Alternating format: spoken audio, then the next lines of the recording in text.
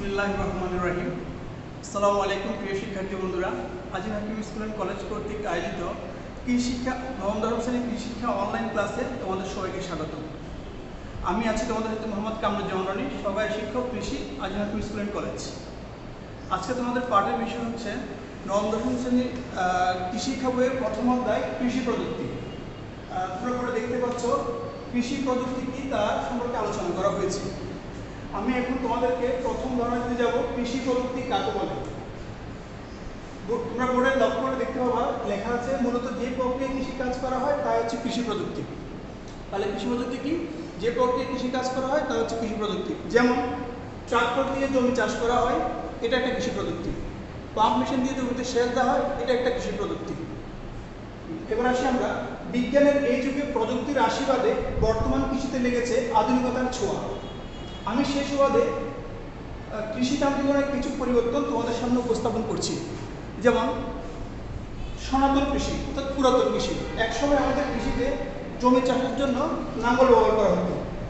আজ বর্তমান সেই কৃষিতে আধুনিক কৃষি হয়ে ট্রাক্টর পাওয়ার টিলার সেই জায়গা দখল করে নিয়েছে।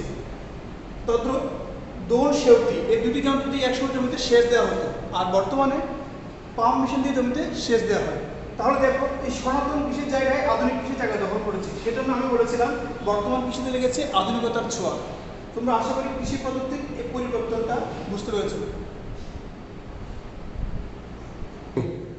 প্রিয় শিক্ষার্থী বন্ধুরা, এবার আমরা আসি প্রথম পরিচ্ছেদ ফসল নির্বাচন অংশে।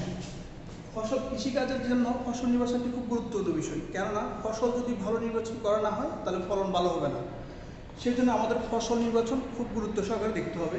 আর সেই ক্ষেত্রে আমি একটা বাংলা প্রবাদ অ্যাড করি এর সাথে, সেটা হচ্ছে সুবংশে সুসন্তান সুদীজনে কয়, সুবীজে সুফসল জানিবে নিশ্চয়। অর্থাৎ বংশ যদি ভালো হয় সন্তান ভালো হবে, আর বীজ যদি ভালো হয় ফসল ভালো হবে। এবার আমরা আসি ফসলের পরিচিতি সম্পর্কে। তাহলে ফসলের পরিচিতি সম্পর্কে আসলে প্রথম আমাকে জানতে হবে ফসল কি বা কাকে বলে।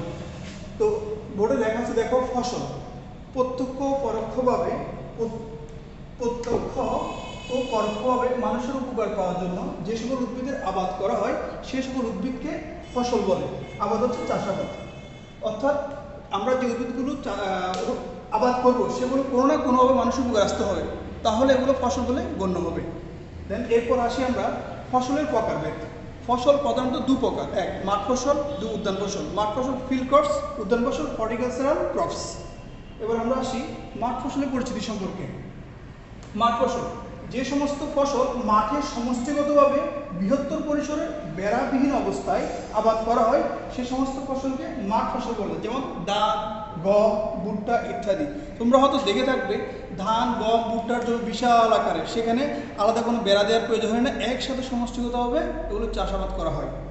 এরপর আসি আমরা উদ্যান ফসল। উদ্যান ফসল আর নাম হচ্ছে যে বাগান ফসল, অর্থাৎ যে সমস্ত ফসল এককভাবে ক্ষুদ্র পরিসরে বেড়াযুক্ত অবস্থায় অতি যত্ন সহকারে আবাদ করা হয় সে সমস্ত ফসলকে উদ্যান ফসল বলে। যেমন আম, জাম, কাঁঠাল ইত্যাদি। তোমাদের বাইরে তোমরা দেখবা আম গাছ, কাঁঠাল গাছ, জাম গাছ এগুলো ধান খেতের মতো অ্যাভেলেবেল একসাথে নেই, হাতে গোনা কয়েকটা, এবং এগুলো তোমরা খুব যত্ন সহকারে পরিচর্যা করো। প্রিয় শিক্ষার্থী বন্ধুরা, এবার আমরা আসি মাটি ও পরিবেশের পরিস্থিতি অনুযায়ী ফসল নির্বাচন। মাটি ও পরিবেশের পরিস্থিতি ফসল নির্বাচন এই জন্য গুরুত্বপূর্ণ যে আমরা যে ফসলটা নির্বাচন করবো সেটার জন্য কোন ধরনের মাটির প্রয়োজন, কোন ধরনের পরিবেশ প্রয়োজন সেটা আমাদের থেকে নির্বাচন করতে হবে। হ্যাঁ, এখন আমাদেরকে মাটি পরিবেশ নির্বাচন করার ক্ষেত্রে আমরা আগে জানতে হবে মাটিটা কি, কোন ধরনের মাটির প্রয়োজন এবং পরিবেশটা কেমন সেটা।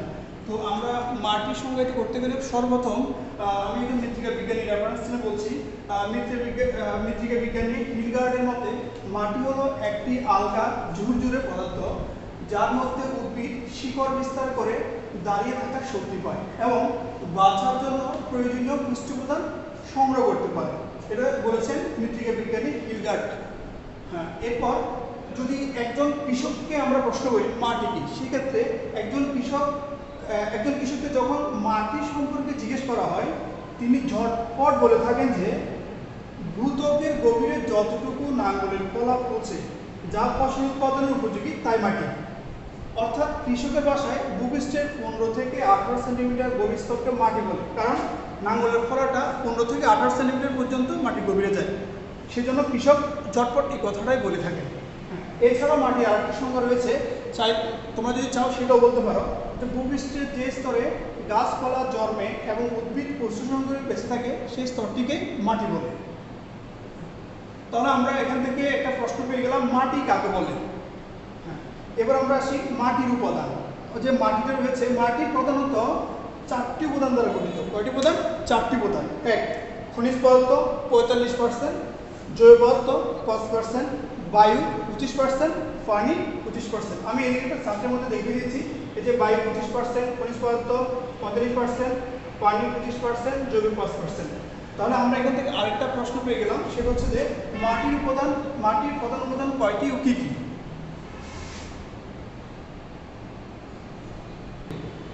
প্রিয় শিক্ষার্থী বন্ধুরা, তোমাদের মেন বইয়ের 3 পৃষ্ঠা এবং 4 পৃষ্ঠায় কোন মাটিতে কোন ফসল ভালো জন্মে তার 6টা প্রশ্নের চার্ট বড় আকারে দেওয়া আছে, আর সেই চার্টটাকে আমি মিনিমাইজ করে একটা ছন্দ আকারে লিখে ফেলছি, যাতে তোমরা খুব সহজে আয়ত্ত করতে পারো। এখন আমি সেই ছন্দটা তোমাদের সামনে উপস্থাপন করছি কবিতা আকারে। যেমন দেখো, এঁটেল ও এঁটেল দোআঁশ মাটি ধান চাষের জন্য খাঁটি, অর্থাৎ এঁটেল ও এঁটেল দোআঁশ মাটিতে ধান চাষ খুব ভালো হয়।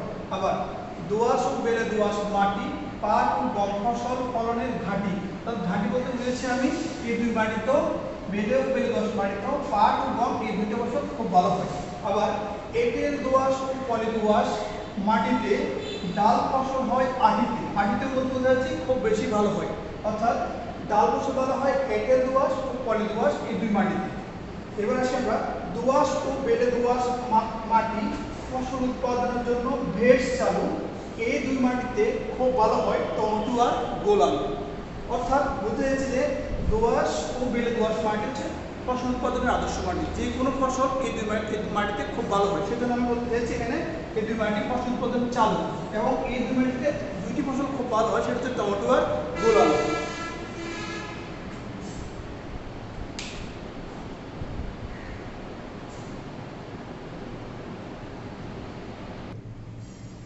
প্রিয় শিক্ষার্থীরা, আমাদের জমিতে বিভিন্ন আকৃতির জমি থাকে, যেমন কোন আকৃতির জমিতে কোন ফসল ভালো জন্মে তা আমরা অনেক সময় আয়ত্ত করতে পারি না বা মনে থাকে না। সেই জন্য আমি কোন আকৃতির জমিতে কোন ফসল ভালো জন্মে তা মনে রাখার জন্য সহজভাবে কয়েকটি ছন্দ সাজিয়েছি। তো দেখো, উঁচু মাঝারি ও নিচু জমিতে হয় ধান, উঁচু মাঝারি ও উঁচু জমিতে ভালো গম জন্মায়, উঁচু ও মাঝারি জমিতে থাকে ডালের সম্মান। অর্থাৎ আমি বুঝেছি উঁচু ও মাঝারি জমিতে ধান ভালো হয়, উঁচু মাঝারি উঁচু জমিতে ভালো হয় গম, এবং উঁচু ও মাঝারি জমিতে ভালো হয় ডাল। এবার আসি আমরা অম্লাত্ব খারত্ব মাটির পিএইচ কত মাত্রায় কোন ফসল ভালো হয় তা মনে রাখার সহজ কৌশল। এগুলো বইতে বিশাল বিস্তারিত আলোচনা করা আছে, আমি সেখান থেকে মিনিমাইজ করে ছন্দ আকারে সাজিয়ে লিখেছি, যাতে তোমরা খুব সহজে এটা মনে রাখতে পারো। এখন আমরা ছন্দটা দেখি। মাটির অম্লাত্ব থেকে নিরপেক্ষ অবস্থায় ধান চাষের অনুকূল। যে মাটিতে অম্লাত্ব 6.0 থেকে 7.0 সে মাটিতে গম হতে পারে না ভুল।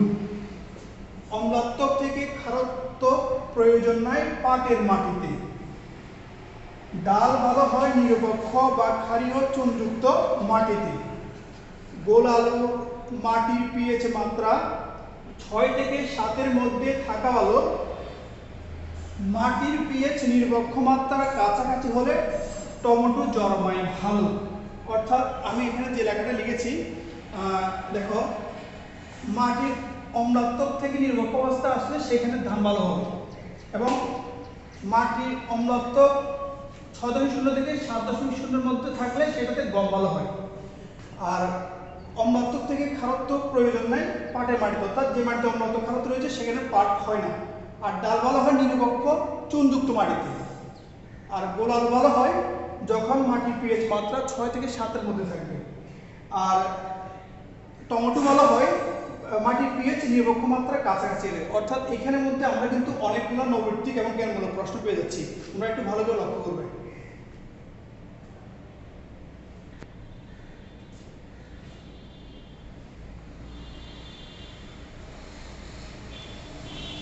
প্রিয় শিক্ষার্থী বন্ধুরা, এতক্ষণ ধরে আমরা কৃষি শিক্ষা বইয়ের প্রথম অধ্যায়ের কৃষি প্রযুক্তি এবং প্রথম পরিচ্ছেদ ফসল নির্বাচন নিয়ে আলোচনা করেছি। তার উপর ভিত্তি করে তোমাদেরকে কিছু বাড়ি কাজ দিচ্ছি, তোমরা বাড়ি কাজগুলো অবশ্যই করবে, কেননা স্কুল খোলার পর আমি বাড়ি কাজগুলো তোমাদের চেক করবো।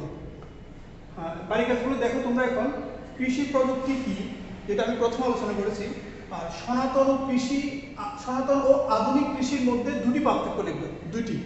তারপরে ফসল কাকে বলে, ফসল কত প্রকার ও কি কি, মাটি কাকে বলে, মাটির উপাদানগুলো কি কি, কোন মাটিতে কোন ধরনের ফসল ভালো হয় তা একটি তালিকা তৈরি করবে এবং তা শ্রেণীতে উপস্থাপন করবে। যখন স্কুল খোলা হবে তখন তোমাদের থেকে আমি এই 7 নাম্বার প্রশ্নটা ক্লাসে উপস্থাপন করাবো। অবশ্যই তোমরা এগুলো করবে। প্রিয় শিক্ষার্থী বন্ধুরা, আমি যে ক্লাসটা নিয়েছি তারপর যে বাড়ি কাজটা দিয়েছি, তোমরা আশা করি সেই বাড়ি কাজটা করবে এবং তোমরা সুস্থ থাকবে, সুন্দর থাকবে, ভালো থাকবে, মন দিয়ে পড়াশোনা করবে। আল্লাহ হাফেজ।